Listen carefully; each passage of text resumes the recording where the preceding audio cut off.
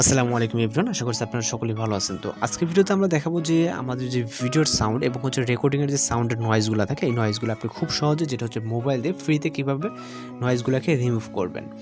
তো এর আগে আমাদের অবশ্যই দেখে নিতে হবে যে আমাদের এমনি নর্মাল যে সাউন্ড এবং আমাদের এডিট করার পর সাউন্ডটা কোনটা কীরকম। ওকে, এর জন্য অবশ্যই আপনাদেরকে সম্পূর্ণ টিউটোরিয়ালটি ফলো করতে হবে যে আমরা কীভাবে এই ধরনের ভিডিওগুলো এবং সাউন্ডগুলোকে এডিট করে থাকি। তো চলুন শুরু করা যাক। আসসালামু আলাইকুম এভরিওয়ান, আশা করছি আপনারা সকলেই ভালো আছেন। তো আজকের ভিডিওতে আমরা দেখাবো যে আপনারা যে অডিওগুলো রেকর্ড করি, এই অডিওতে অনেক ধরনের যে নয়েজগুলো থাকে, এই নয়েজগুলো কীভাবে রিমুভ করতে হয়। আসসালামু আলাইকুম এভরিওয়ান, আশা করছি আপনারা সকলেই ভালো আছেন। তো আজকের ভিডিওতে আমরা দেখাবো যে আপনারা যে অডিওগুলো রেকর্ড করি, এই অডিওতে অনেক ধরনের যে নয়েজগুলো থাকে, এই নয়েজগুলো কীভাবে রিমুভ করতে হয়। Welcome back. তো এর আগে যেই সাউন্ড রেকর্ডিং শুনেন, দুইটাই কিন্তু সেম সাউন্ড রেকর্ডিং শুনছেন, এবং একটা এডিট করা এবং একটা এডিট ছাড়া, মানে উইথাউট এডিট সাউন্ড রেকর্ড। ওকে, তো হয়তোবা আপনারা বুঝতে পারছেন যে কী নিয়ে ভিডিওটা। সেটা আমরা যারা ইউটিউবের জন্য হোক বা যে কোনো প্ল্যাটফর্মের জন্য ভিডিও মেক করি, যারা সাউন্ড দিয়ে, তাদের কিন্তু ভিডিওর সাউন্ডটা কিন্তু অনেক গুরুত্বপূর্ণ একটা বিষয়, যে সাউন্ডটা। তো আমরা যখনই সাউন্ড রেকর্ড করতে চাই কিনা মোবাইল দিয়ে বা ছোটো কোনো মাইক্রোফোন দিয়ে, সেক্ষেত্রে কিন্তু সাইডের নয়েজ থেকেই যায়, যেমন ঘরে ফ্যান চলতেছে বা বিভিন্ন সাউন্ড এটা সেটা কিন্তু থাকে, টুকিটাকি সাউন্ড। ওকে, তো মূলত আজকের ভিডিওতে আমরা এই নয়েজগুলোকে কীভাবে রিমুভ করবেন। যাদের পিসি এবং ল্যাপটপ আছে তারা কিন্তু বিভিন্ন অ্যাপস দিয়ে করেন, যার প্রিমিয়াম বিভিন্ন অ্যাপস আছে। তো ফ্রিতেই আজকে মোবাইল দিয়ে কীভাবে আপনি এই ধরনের নয়েজগুলোকে রিমুভ করবেন সেটাই দেখাবো। এর জন্য এখন আমাদের চলে যেতে হবে প্লে স্টোরে যাওয়ার পর এখান থেকে সার্চ বার লিখবেন WAVE, ওয়েভ এডিটর। ওকে, তো ওয়েভ এডিটর লেখার পর এখানে সার্চ করবেন। যদি আপনার অ্যাপটি খুঁজতে সমস্যা হয়, সেক্ষেত্রে ভিডিও ডেসক্রিপশনে লিঙ্ক দেওয়া থাকবে। তো এখান থেকে আমার যেহেতু ইনস্টল করা আছে, আমাদের অ্যাপসটির নাম wave editor record and edit audio. Okay, তো অ্যাপসটিকে ইনস্টল করবেন, করার পর এখান থেকে জাস্ট ওপেনে ক্লিক করবেন। তো এখান থেকে আমাদের অ্যাপসটিকে ওপেন করার পর এখান থেকে আমাদের recently use and active season, আমরা এখান থেকে এগুলো কাজ করছি, যার কারণে এখান থেকে রিসেন্টলি ইউজ এবং অ্যাক্টিভ সিজনে আছে। তো আপনাদের ক্ষেত্রে এগুলো থাকবে না যখন প্রথম অবস্থায় যাবেন। যেমন আমরা বিভিন্ন অ্যাপসে ক্যাপকাটে বা বিভিন্ন কাইন মাস্টারে যখন কাজ করলে আমাদের প্রজেক্ট হিসেবে থাকে, ওই রকমই সেম। ওকে, তো এগুলো দিয়ে আপনার না থাকলেও কিছু না। আপনারা যেটা করতে পারেন, এখানে যদি আপনি ইনস্ট্যান্ট অডিও রেকর্ড করতে চান, সেটাতে কিন্তু আপনি রেকর্ডে চাপ দিয়ে ইনস্ট্যান্ট অডিওগুলো রেকর্ড করতে পারবেন। এবং যদি আমাদের এখানে সুবিধা আমরা কোনো চাইলে ভিডিও থেকে এখানে সাউন্ড নিয়ে কাজ করতে পারি, আমাদের কোনো এক্সট্রা সাউন্ড প্রয়োজন হবে না। অন্য অ্যাপসের ক্ষেত্রে আপনার অডিও করে দেন, অডিওটাকে এডিট করতে হয়, আপনার এটা ক্ষেত্রে সেরকম না। তো আমরা এখন ব্রাউজে ক্লিক করব।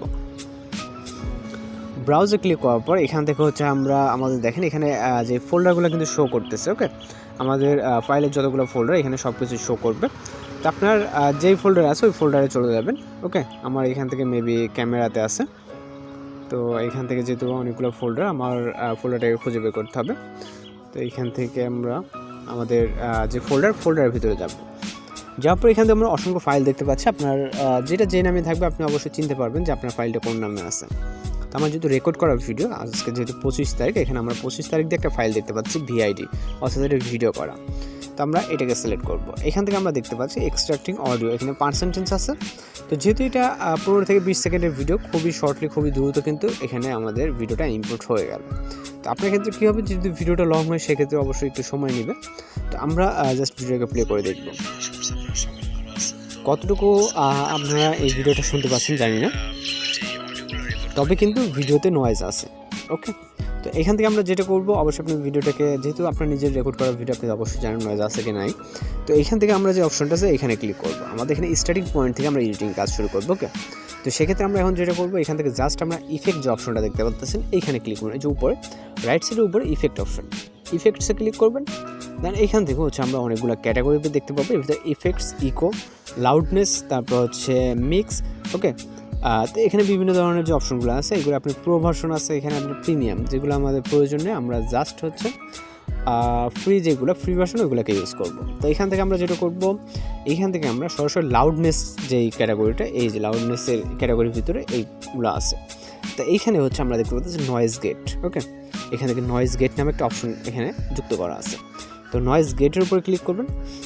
এরপর এখান থেকে অটোমেটিক্যালি কিন্তু আমাদের কাস্টমভাবে এই নয়েজটা, যে এই রিমুভ যতটুকু হওয়ার ততটুকু কিন্তু হয়ে যাবে। আমরা ম্যানুয়ালি কাস্টমাইজ করতে পারবো এখান থেকে। যদি আমি ভিডিওটাকে এখন যদি সাউন্ডটাকে প্লে করি, ওকে,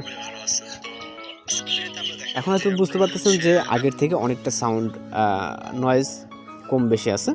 তো সেক্ষেত্রে আপনার এখান থেকে আপনার এই যে প্রথম দুটো অপশন আছে, এই দুটো না করলে হবে। এখান থেকে রিলিজ যে অপশনটা, এখান থেকে আপনি এটাকে কমিয়ে বাড়িয়ে দেখতে পারেন যে আপনার নয়েজটা কোথায় গেলে বা কতটুকুতে ঠিক আছে। ওকে,